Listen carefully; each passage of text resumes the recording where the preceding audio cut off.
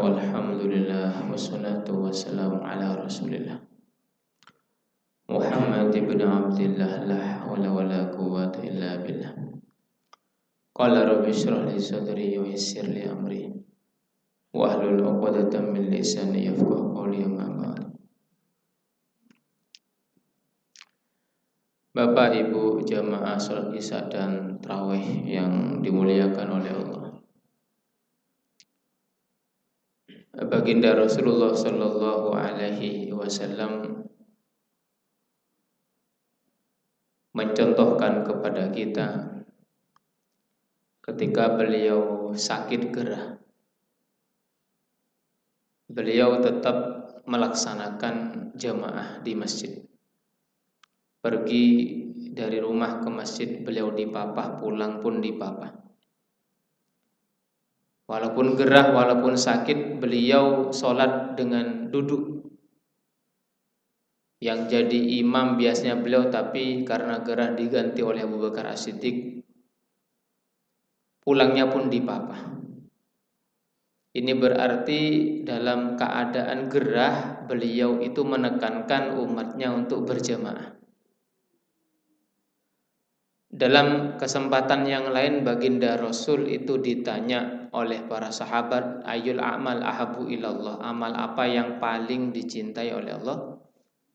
Kemudian baginda Rasul menjawab, as-sholatu ala waqtiha, sholat tepat pada waktunya, sholat berjamaah. Terlebih pada bulan Ramadan, Bapak Ibu, bagaimana 5 waktu itu kita berjamaah di masjid, dekat dengan musola, di musola, pasar sudah berkumandang azan zuhur, Allahu Akbar, izin menutup warung atau nitip kepada sebelahnya, saya tak mau sholat dulu. Begitu juga di kantor, Allahu Akbar, turun, mesti istirahat kalau jam 12, kemudian pergi ke masjid atau musola yang ada di kantor.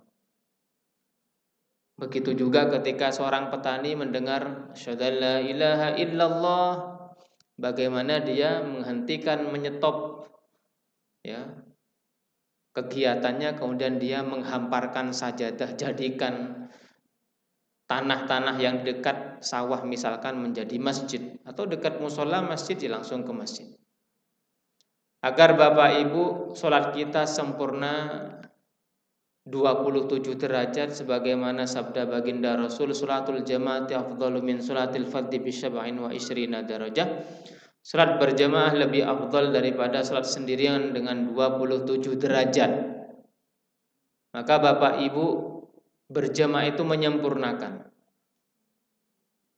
Banyak kekurangan ketika kita salat, kadang lalai, kadang rakaat keberapa, kadang enggak khusyuk, enggak tawadhu, enggak ingat kepada Allah. Disempurnakan dengan berjamaah.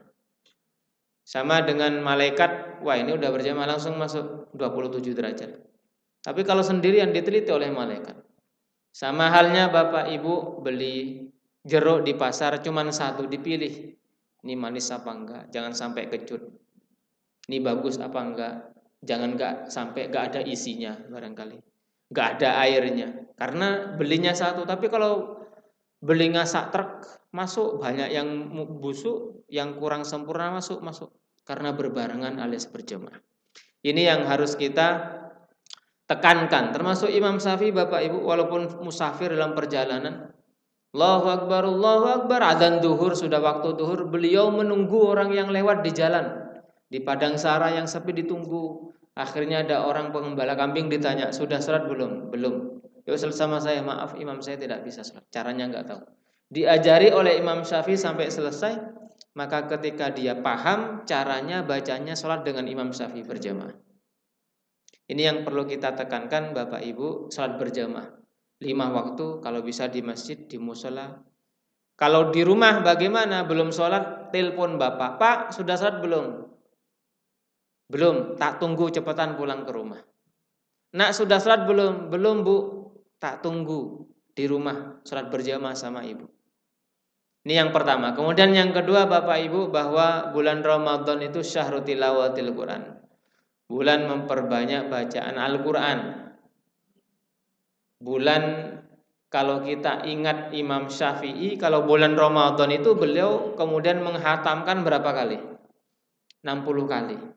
Siang hatam, malam hatam. Selama sebulan 60 kali. Karena beliau hafal Quran di luar kepala. Maka membaca Al-Quran itu gampang sekali beliau. Semalam hatam, satu hari siang berarti berapa jam itu sudah hatam beliau.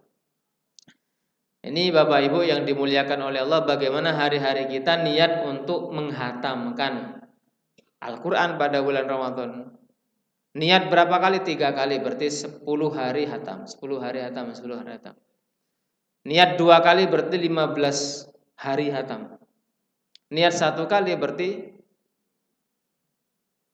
satu bulan 1 kali berarti ya 1 hari 1 juz, 1 hari 1 juz.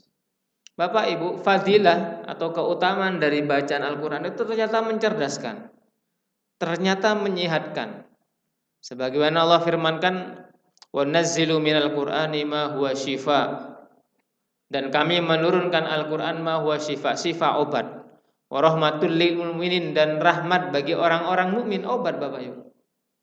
Sakit apa saja, misalkan sakit pinggang, baca Quran, minta kepada Allah, sembuhkan ya Allah, insya Allah sembuh. Sakit kepala apalagi. Ada seorang ibu nelpon saya jam 9 pagi. Ustadz, saya minta tolong. Ada apa? Mau silaturahim, perlu apa? Nanti tak ceritakan. Singkat cerita, sorenya dia datang sama suaminya, suruh masuk ke rumah. Monggo masuk Bu. Ada apa? Pak, saya selama 3 tahun Pak Ustadz ini belum sembuh-sembuh. Apa itu? Penyakit di kepala saya kayak diketok palu. Pagi tuk tuk tuk tuk, malam, siang, sore apalagi kayak diketok palu dengan paku. Sudah diperiksa ke dokter, sudah. Gimana? Gak ada penyakitnya. Bahkan kalau ronsen Ustaz, di ronsen hasilnya tidak ada apa-apanya. Ya ampun, baca Quran Al-Fatihah. Membaca Al-Fatihah langsung perutnya langsung mual. 1 kali, 2 kali langsung mualnya naik ke dadanya. 1 kali lagi mualnya langsung naik ke kerongkongan, kemudian keluar dari mulutnya alias muntah. Muntah keluar cairan kuning, kemudian dia mengatakan setelah selesai muntahnya, alhamdulillah Ustaz, penyakit sakit saya yang ada di kepala hilang dengan izin Allah. Begitu juga ada mahasiswa yang datang, Ustaz ini dada saya panas, perut saya kembung, saya sering marah-marah, gak ada penyebabnya, ya, lambungku kambuh Ustaz. Nah, sebelum pandemi langsung saya sentuh dadanya, kemudian saya baca ayat kursi. 1 kali, 2 kali, gak lama kemudian dia muntah. Karena itu di masjid setelah salat asar, maka saya langsung ke kamar mandi. Kamar mandi buah keluar. Karena Al-Quran itu menyembuhkan. Dan Al-Quran juga bisa mencerdaskan. Bapak Ibu, ada perlombaan di SMA, diundang itu SMP seluruh SMP yang ada di Jogja. Ada SMP unggulan negeri, ada yang swasta. Intinya dari 5 lomba itu dimenangkan oleh sekolah swasta, dan sekolah swasta itu adalah menekankan menghafalkan Al-Quran. Pidato juaranya ya MTS swasta itu, karena menekankan kepada Al-Quran itu. Bahkan juara musabaqah fi hifdzil Quran itu yang menang itu. Padahal yang dilombakan 10 juz, ketika ditanya yang juara 1 itu hafal berapa juz? 30 juz. Jadi yang dilombakan 10 dia hafal 30 juz. Masih MTS karena mendengarkan hafalan Al-Quran. Belum roket airnya, yang menang yaitu. Belum tryout-nya Bapak Ibu. Tryout 1, 2, 3, ternyata siswa 1, 2, 3 itu dari MTS itu. Mana SMP yang unggulan negeri kalah semua.